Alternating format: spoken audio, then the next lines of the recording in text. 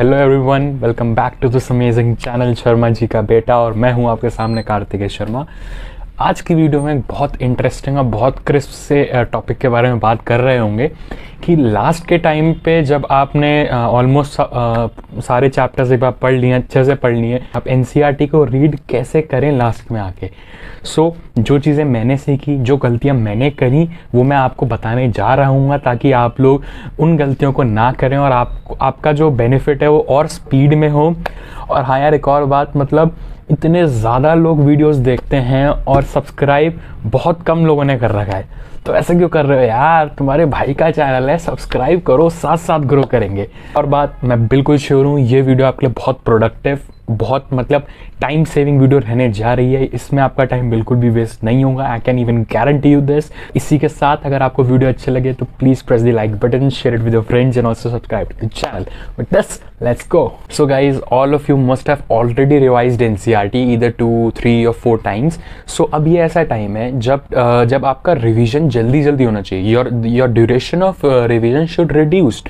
और ये कब होगा? जब आप एफिशिएंटली रिवाइज करेंगे। When you revise the things efficiently means जब आप इंपॉर्टेंट डेटाज, अपनी गलतियां, डायग्राम्स, इंपॉर्टेंट चार्ट्स, उन्हीं चीज़ों पे जब आप ध्यान देंगे। So when ever you will revise a chapter 7 to 8 times, वो चीज़ें आपके दिमाग में अच्छे से उतर गई होंगी। You will be very much familiar with the situation, with the any diagram, with any chart, with any line, और you can easily relate a particular question to the text from where it has came. So now I'll just give a quick review of the chapter human reproduction from my biology NCERT. मैंने कैसे cover किया, मैं चीज़ों को कैसे पढ़ता था, और कौन कौन सी लाइन, कौन कौन से टॉपिक मेरे को डिफिकल्ट लगते थे। और if you guys feel this video like is ultra important, so please do let me know. मैं ऐसे ही पैटर्न पे वीडियो आगे जो इंपॉर्टेंट यूनिट्स है such as genetics and ecology, उनके लिए भी बना रहा हूँ। So without wasting any time, let's get started. So everybody, ये है मेरी बायो एनसीईआरटी और ये चैप्टर मैंने खोल रखा है, ह्यूमन रिप्रोडक्शन। फटाफट मैं आपको इस चैप्टर का गो थ्रू दे रहा हूँ, ध्यान से सुनना, फोकस्ड रह के सुनना, बहुत कुछ नई चीज़ पता लग रही होंगी। अब देखिए, इस चैप्टर में जो जनरली मैं बायो में स्ट्रैटेजी रखता था रिवीजन के टाइम पर, वो ये रहती थी कि मैं अलग अलग चीज़ों को हाईलाइट कर लूँ। अगर आपने मेरी बायो की वीडियो नहीं देखी है वो इंडिविजुअल, तो मैं आपको उसका लिंक दे दूंगा ऊपर। तो अलग अलग वे में हाईलाइट कर लूँ। जो इंपॉर्टेंट कीवर्ड्स रहते थे उनको मैं ऑरेंज से हाईलाइट कर लेता था। जनरली जो लाइन रहती थी इंपॉर्टेंट, उनको मैं पिंक से हाईलाइट कर लेता। स्टार्टिंग फ्रॉम द बिगिनिंग, ये क्वेश्चन है, आपने बहुत बार देखा होगा कि 20 to 25 degree Celsius lower than the normal internal body temperature scrotum में रहता है। टेस्टिस की जो बाहर कवरिंग होती है वो लूज कवरिंग होती है, डेंस कवरिंग होती है, बहुत इंपॉर्टेंट है। 20 to 50 कंपार्टमेंट्स होते हैं हर टेस्टिस में। क्या बोलते हैं, टेस्टिकुलर लोब्यूल्स या टेस्टिकुलर लोब्स? बहुत कंफ्यूजिंग पार्ट है ये भी। और हर एक लोब में कितने सेमिनिफेरस ट्यूब्यूल होते हैं, 1 या 3? तो ऐसे इंपॉर्टेंट जो चीज़ें होती हैं ना, जो आपको क्वेश्चन करने से ही पता लगे, you just have to mark them, क्योंकि ऐसे ही आपको वो चीज़ नेक्स्ट रिवीजन के टाइम पे आएगी। ऐसे ही मैंने, आप जो देख रहे होंगे, ये सब चीज़ें मैंने अलग से मार्क कर ली थी। अब एक क्वेश्चन मेरा ये भी रॉन्ग होता है कि वो लोब्स होते हैं लोब्यूल्स, मैं उन्हें लोब्स मान के आया था। तो ये सब चीज़ आपको अलग से हाईलाइट कर लेनी है डिस्टिंक्टिवली। मेल जर्म सेल कौन से डिवीजन प्रोसेस से स्पर्म्स बनाते हैं, इधर इट इज़ मियोटिक और mitotic, just have to go through this. Sertoli cells को और क्या बोलते हैं, सस्टेंटिकुलर सेल, नर्व सेल, यहीं पे लिख लिया था ताकि मेरे को ईज रहे बाद में जब भी मैं रिवाइज करूँ। अब देखिए, ये जो 2 डायग्राम्स हैं बहुत इंपॉर्टेंट है, सारी लेबलिंग करेक्टली याद होनी चाहिए। जनरली याद होती है, लेकिन ये जो डिफरेंट व्यू दे रखे हैं ना, जहाँ से डायग्राम लिए हैं, तो अगर आपसे अलग अलग पूछ लिया है तो आप कहीं ना कहीं कंफ्यूज हो सकते हैं। तो ये डायग्राम्स अच्छे से याद होने चाहिए। एक एक्स्ट्रा क्वेश्चन मैंने एक बार किया था, कौन सा स्ट्रक्चर है मैमल्स की टेस्टिस में जो उन्हें यूनिकली आइडेंटिफाई कर सकता है? द आंसर है सेल्स ऑफ सर्टोली। बहुत इंपॉर्टेंट था, यहाँ पे लिख लिया था क्योंकि मुझसे गलत हो गया था। इंपॉर्टेंट चीज़ आपको पता चल गई इस पेज में से। अब यहाँ पे एक स्पर्म का ट्रैक दे रखा है कि जब वो टेस्टिस में प्रोड्यूस होते हैं तो वो किस वे से बाहर निकलते हैं। तो अब ये चार्ट मेरे को पता है यहाँ पे। अब इसी को मैंने एक चार्ट की फॉर्म में यहाँ बना लिया था। First day from seminiferous tubule to rete testis to vasa efferentia to epididymis. अब एपिडिडाइमस में 3 पार्ट होते हैं, कैपुट, कॉर्पस, कॉर्डा। कैपुट को हेड बोलते हैं। मैंने कैसे याद किया था, ड्यू टू कैप, कैप कहाँ पर पहनी जाती है, हेड में। तो ऐसे मैंने यहाँ चार्ट बना लिया ताकि मेरे को आसानी रहे। अब मैं आपको एक इंपॉर्टेंट लाइन यहाँ पे पढ़ाता हूँ। Epididymis receives a duct from seminal vesicle and open into urethra as ejaculatory duct. ये लाइन मेरे को कंफ्यूजिंग लगती थी, तो मैंने उसका छोटा डायग्राम यहाँ पे बना लिया इतने में। तो ऐसे चीज़ें आपको करनी पड़ेंगी, ऐसे हाईलाइट आपको जब आप क्वेश्चन करेंगे आपको हाईलाइट करने पड़ेंगे। The thing which help you is कि जब आप बाद में रिवाइज कर रहे होंगे ना, तो अब जैसे देखिए मेरे को ये पेज मिल जाता तो जस्ट मेरी जो आंखें थी वो डायरेक्ट इन पॉइंट्स पे ही जाती थी जो इंपॉर्टेंट थे, जो मैंने अलग अलग से मार्क करते रहते थे। और मेरे को इसी वजह से रिविजन में ज़्यादा टाइम नहीं लगता था बाद में। पे again these diagrams are ultra important. अब इसमें से इंटरस्टिशियल सेल्स को क्या क्या बोलते हैं, सर्टोली सेल्स को और क्या क्या बोलते हैं, ये चीज़ आपको पता होनी चाहिए। क्वेश्चन आपने बहुत बार देखा होगा कि the seminal plasma is rich in fructose, calcium and certain enzymes, all enzymes and no enzymes। तो ऐसी चीज़ें आपको मार्क कर लेनी है अगर आप ये गलत हो रही हैं। अब फीमेल रिप्रोडक्टिव सिस्टम में आएंगे तो इसमें जैसे ये डायग्राम है, अब देखिए यहाँ एक बहुत इंपॉर्टेंट क्वेश्चन बहुत बार बना था कि ऐसी कौन सी चीज़ें हैं which constitute female accessory duct. अब मेरे को पता था ओविडक्ट, वेजाइना एंड यूट्रस, इसका शॉर्ट फॉर्म मैंने यहाँ बना लिया ओवू। तो जब भी ये आता था मेरे दिमाग में ओवू आता था, उससे मैं आंसर इजीली मेक आउट कर पाता था। अब ये फीमेल रिप्रोडक्टिव सिस्टम का डायग्राम है, इससे रिलेटेड जो चीज़ें बन सकती हैं, जो इन्फॉर्मेशन हो सकती है, मैंने यहीं पे लिख ली थी। सी यूट्राइन फंडस डोम शेप्ड होता है, इस्थमस ब्रिज भी होता है, एम्पुला ब्रॉडेस्ट पार्ट होता है, ओपन ट्यूब में कौन सी एपिथेलियम होती है, सर्वाइकल कैनाल को बर्थ कैनाल बोलते हैं। तो ऐसे ही आपको कंसाइज कर लेनी है उसी डायग्राम में इंफॉर्मेशन, ताकि अगर आप डायग्राम को एक बार पढ़ें तो वो इंफॉर्मेशन भी आपकी रिवाइज हो जाए। और ऐसे ही आपका टाइम बचेगा जब आप सारी चीज़ें एक जगह समराइज कर लेंगे, इधर इट इज़ फॉर डायग्राम और फॉर द टेक्स्ट पार्ट। अगर आप कंसाइज कर लेंगे तो वो बार बार चीज़ें आप रिवाइज करने में ज़्यादा टाइम बिल्कुल भी नहीं लगेगा। So this is the basic thing which reduce the duration of your revision. यहाँ पे फीमेल एक्सटर्नल जेनिटेलिया का जो ये mons pubis, labia majora, labia minora वाला पार्ट है, इसके कुछ एडजेक्टिव्स थे जो मुझे बड़े कंफ्यूजिंग लगते थे। See mons pubis is the cushion of fatty tissue covered by skin and pubic hair.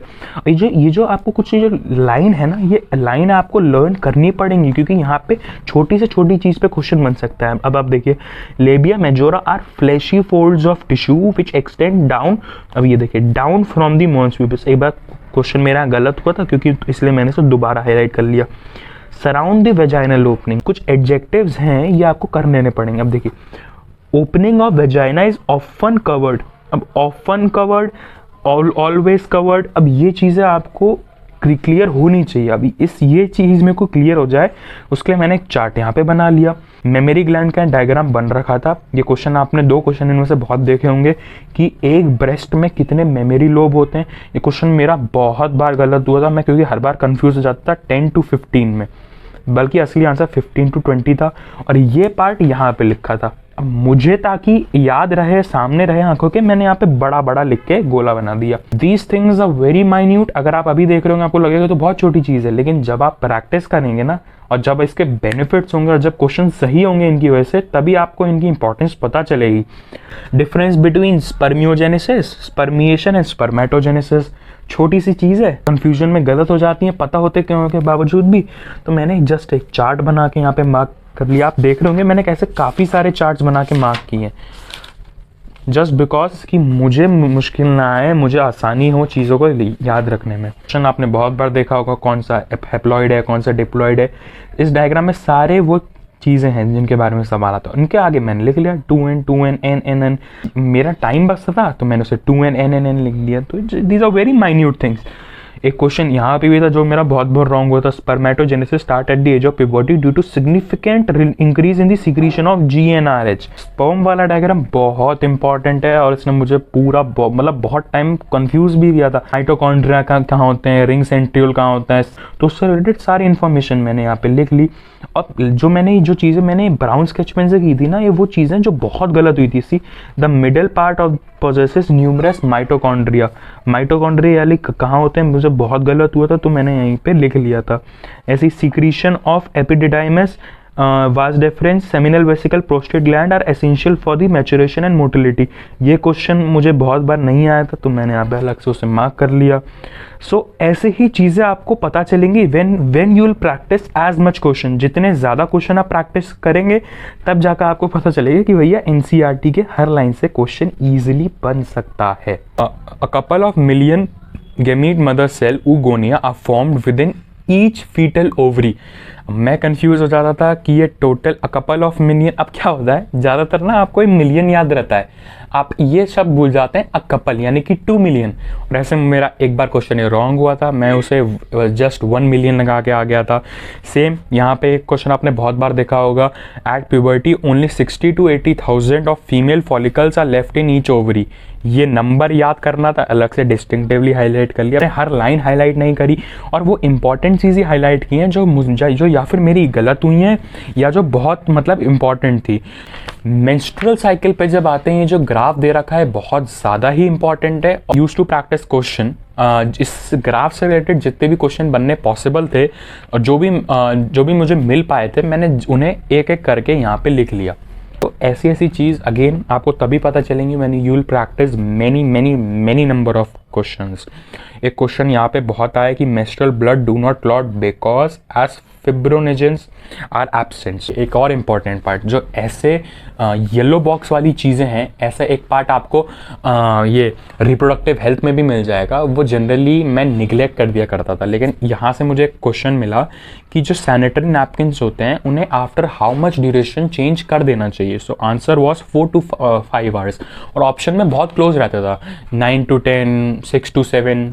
अब देखिए यहाँ से बन गया ना क्वेश्चन। तो you can not just neglect these things. मैं ये वीडियो बना रहा हूँ ताकि अगर आप में से बहुत लोगों की चीज़ नहीं पता हो तो पता लगे, ताकि अब वो आपकी ही हेल्प करे। मेजॉरिटी ऑफ टॉपर्स यूट्यूबर्स हैं वो अपनी एनसीईआरटी अपने मटेरियल शायद ही कोई दिखाता है और शायद ही वो कोई बात बताता है कि ऐसे यहाँ से सवाल आ सकता है। सो मैं ये इसलिए कर रहा हूँ ताकि आप लोगों को बेनिफिट मिलो, आप लोग कुछ ना कुछ सीख के जाएं यहाँ से। अगेन ये जो डायग्राम है इससे रिलेटेड क्वेश्चन में मैंने देखा था कि इनसाइड टू आउटसाइड जाएंगे तो कौन कौन सी चीज़ सीक्वेंस में पढ़ेंगी, तो वो मैंने यहाँ पे लिख लिया। I have not made any notes for biology और फिजिक्स। तो जो क्वेश्चन में प्रैक्टिस करता था, मुझे नई बातें पता लगती थी, मैं उसे ऐसे ही लिख लिया करता था, where that context was there. कोई नोट्स नहीं थे जो इधर उधर फैले पड़े हो। So I was like completely focused to my NCERT only. ये डायग्राम में से बहुत बार क्वेश्चन आया है कि कौन कौन से एरिया में ये पार्ट बनते हैं, तो मैंने जस्ट यहाँ पे लिख लिया। So these things you have to do. अगर आपको अच्छा स्कोर करना है तो वो आपको करना ही पड़ेगा। फिंगर लाइक प्रोजेक्शन जो होता है वो किस में होता है और उनको क्या बोलते हैं? ट्रोफोब्लास्ट में होता है, इनर सेल मास में होता है, किस में होता है और उनको बोलते हैं क्या है? Which is chorionic villi. HCG HPL दोनों के रोल क्या होते हैं?